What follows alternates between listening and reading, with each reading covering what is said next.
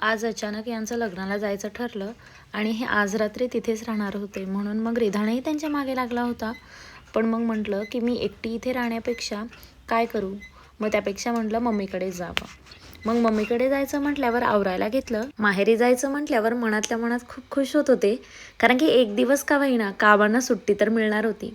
2 बहिणी असल्यामुळे दोघा पोरांना सांभाळत होत्या आणि मम्मी आणि मी मस्त गप्पा मारत बसलो होतो. पोरांचे लाड पुरवायला मावश्या तर तयारच असतात.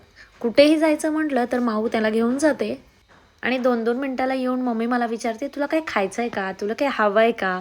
आणि त्यातल्या त्यात रिधान नुसता लुडबुड करत असतो. आणि राया उठल्यापासून तर त्याच्यासोबत नुसत्या गप्पा मारत होत्या.